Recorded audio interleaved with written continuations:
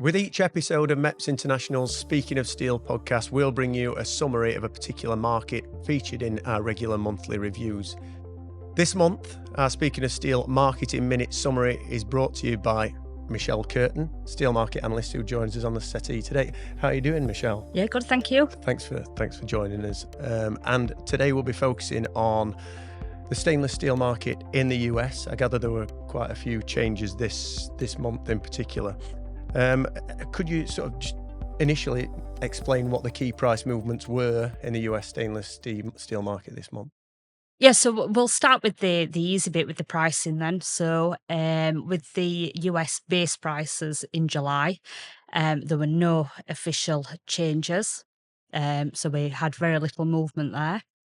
The alloy surcharge, on the other hand, we had, interestingly, a slight decrease on the 304, part of the surcharge, but a slight increase on the 316.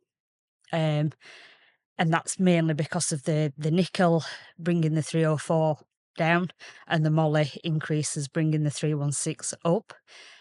For August, the alloy surcharges are going to decrease for both grades.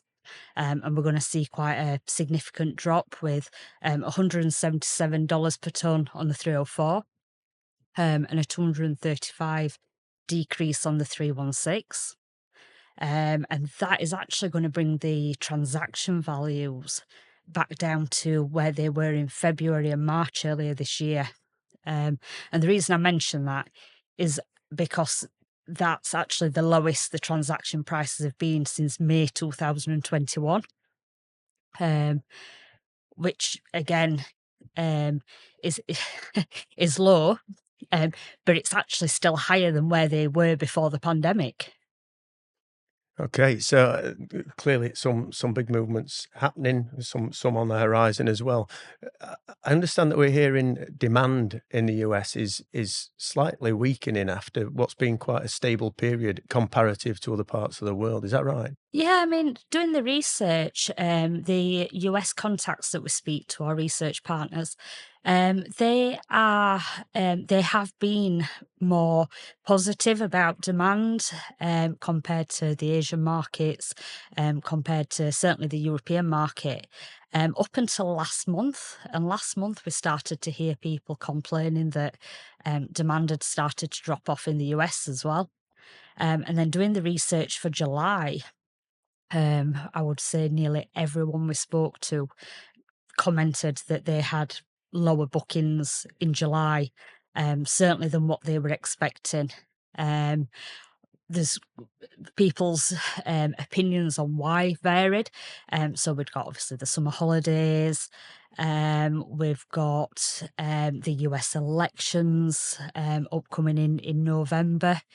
And also we've got the alloy surcharge decrease in August, and then further expectations of price reductions further into the year as well. So buyers are holding back on their decisions, waiting to see what the next few months bring. So yeah, I think the weakness is certainly starting to set in there. Albeit the fundamentals behind it are still quite positive compared to other regions. I guess that's a perfect opportunity to look forward a little bit. I mean, I think we've already alluded to some of the factors at play, but what's the price outlook now in the US stainless steel market? Well, as I mentioned at the start, we're going to see a decrease for August, which is quite a decent decrease.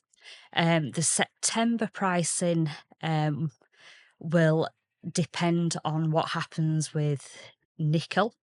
If it stays around the $16,000 per tonne region, then we will potentially see a decrease of around $80 per tonne on the 304, maybe somewhere around 215, 125 on the 316. If we see any large movements in either direction, obviously that will impact the level of those decreases. So, for example, if we see nickel going up and staying up for the remainder of the reference period, then the $80 might become, slightly less than that. What normally happens after so many months of decreases in a alloy surcharge in the US market is that's when the producers start to think about reducing the discount level and raising the prices. But most people we speak to think that that's just not on the cards at the minute because the demand's just not there to support it. Michelle, thank you for that insight. A really good summary of some of the factors at play affecting stainless steel prices in the United States. That insight draws from MEPS International's Stainless Steel Review, our monthly publication that covers markets from across the globe. If you want more information about that, do visit mepsinternational.com for information on how to subscribe. And for further information and insight from our MEPS International Speaking of Steel podcast, do be sure to subscribe with one of the tabs below. Thanks again for joining us. Goodbye.